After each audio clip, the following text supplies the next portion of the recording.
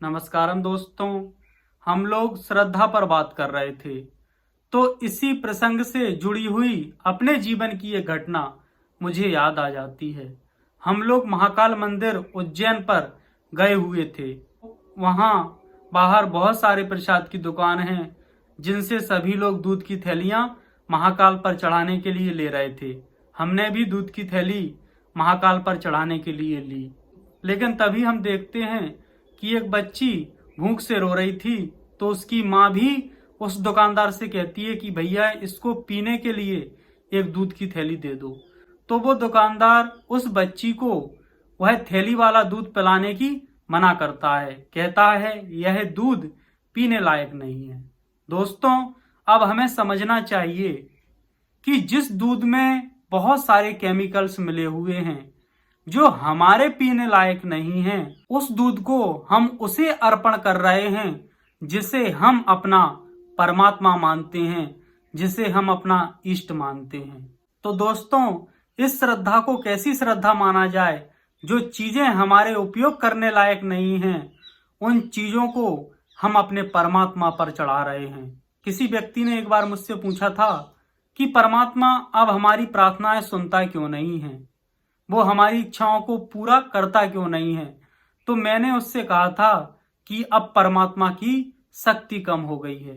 तो उसने पूछा कैसे?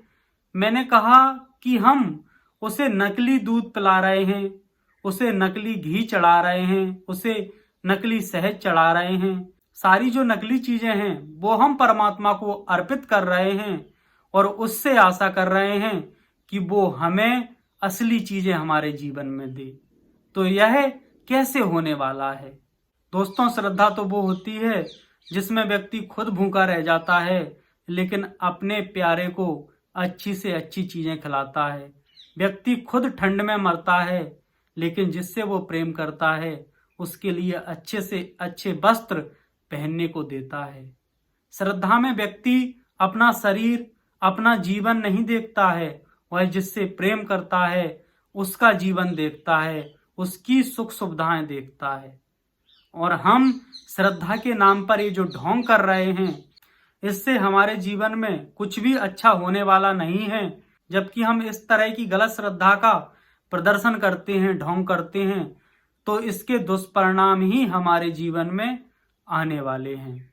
लोग बड़ी आसानी से कह देते हैं कि तेरा तुझको अर्पण क्या लागे मेरा।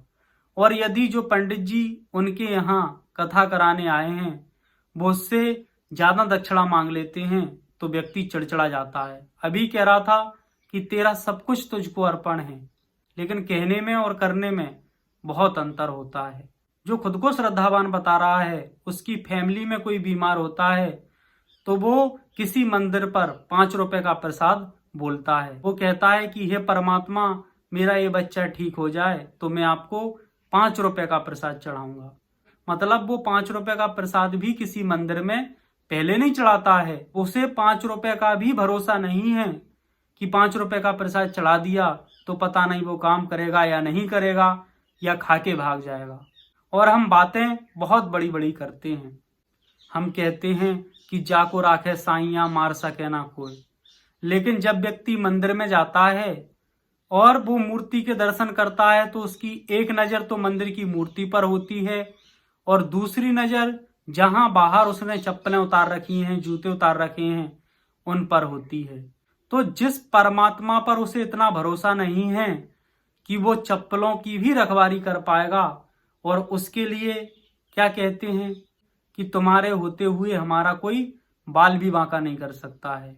तो दोस्तों, ये जो बातें हमारे द्वारा बोली जा रही हैं, ये सारी बातें बिल्कुल झूठी हैं। इनके विपरीत हमारे भीतर कुछ और चल रहा है और इस तरह से हमारी जो श्रद्धा है वो श्रद्धा नहीं है, वो श्रद्धा खंडित हो चुकी है। और खंडित श्रद्धा हमारे जीवन में खंडित ही परिणाम देने वाली है।